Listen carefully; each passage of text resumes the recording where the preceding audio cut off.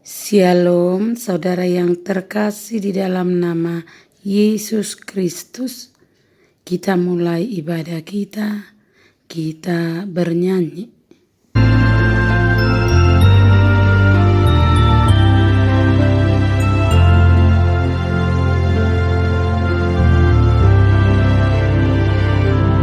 Andaikan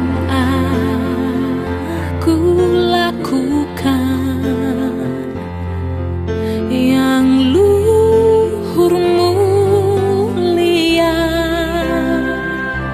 jika tanpa kasih cinta hampa tak berguna. Ajarilah kami bahasa cintamu, agar kami dekat padamu ya Tuhanku. Ajarilah kami bahasa cintamu, agar kami dekat padamu.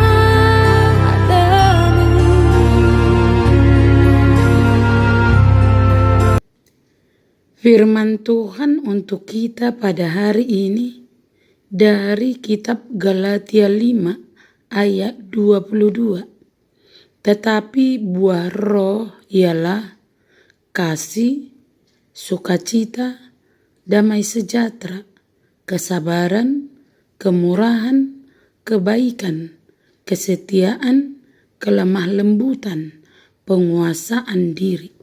Rasul Paulus menyebutkan bahwa perbuatan daging sifatnya cenderung membuat manusia saling menyakiti.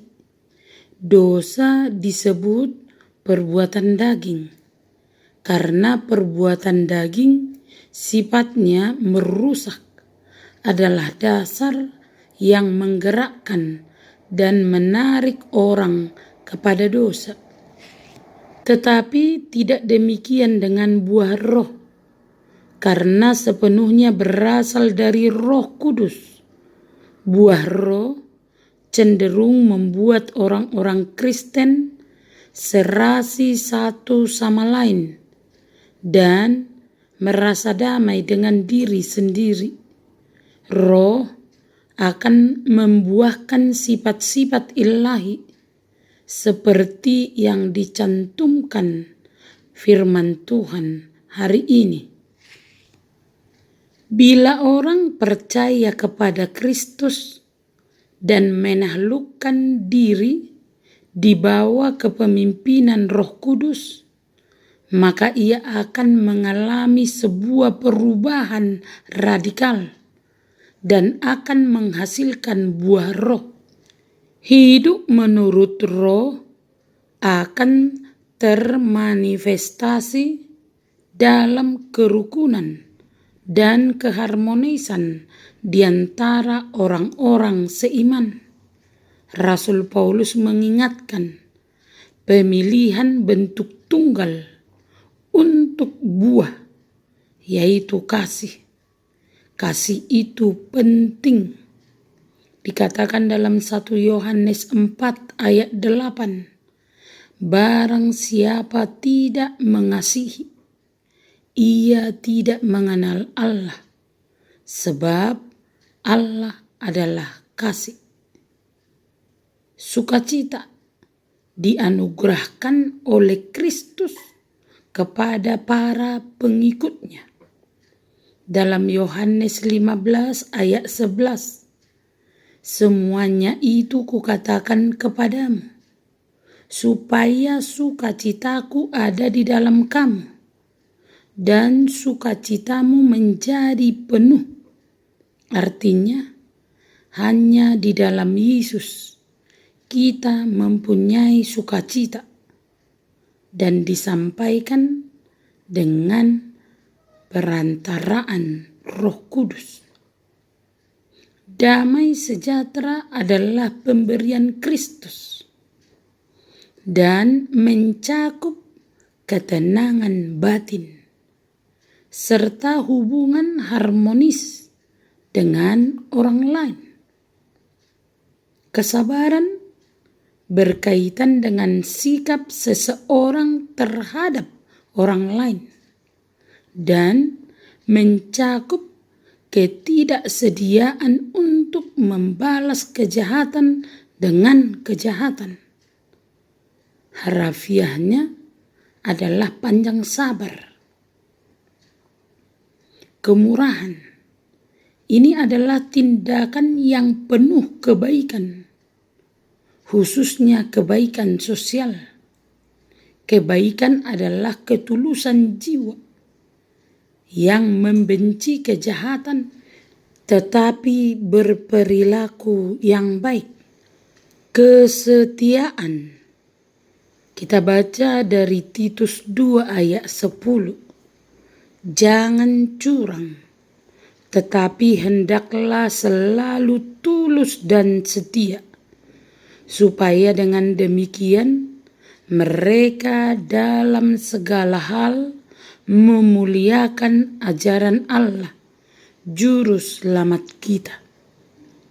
Kelemah lembutan didasarkan pada kerendahan hati dan menunjukkan sikap terhadap orang lain sesuai dengan penyangkalan diri, penguasaan diri, atau mengendalikan diri dengan dipimpin Roh. Bagaimanakah kita dapat memiliki kehidupan yang dipimpin oleh Roh? Yaitu dengan menyerahkan diri menjadi milik Kristus. Menjadi milik Kristus berarti menyerahkan kendali diri pada pimpinan Roh. Hal itu berarti juga menyangkal diri bahwa nafsu kedagingan dan hal-hal duniawi harus dimatikan. Orang Kristen harus secara aktif dan terus-menerus menyangkal diri, supaya Roh Kudus senantiasa aktif dan tidak henti-hentinya memimpin hidup orang yang percaya. Ini memperlihatkan kepada kita bahwa tunduknya seseorang pada pimpinan dan arahan Roh akan terlihat dalam sikap hidup kesehariannya yang menunjukkan ketaatannya kepada kehendak Allah, dan salah satunya akan terlihat dalam sikap serta kerukunan seseorang dengan saudara-saudara seiman. Karena itu hendaklah kita hidup dipimpin oleh Roh, supaya kita menghasilkan kasih, sukacita, damai sejahtera, kesabaran, kemurahan, kebaikan, kesetiaan, kelemah lembutan, dan penguasaan diri. Amin. Terimalah berkat Tuhan, kasih karunia dan damai sejahtera dari Allah Bapa kita dan dari Tuhan Yesus Kristus menyertai saudara sekalian. Amin. Selamat beraktivitas. Salam sehat selalu. Tuhan Yesus memberkati.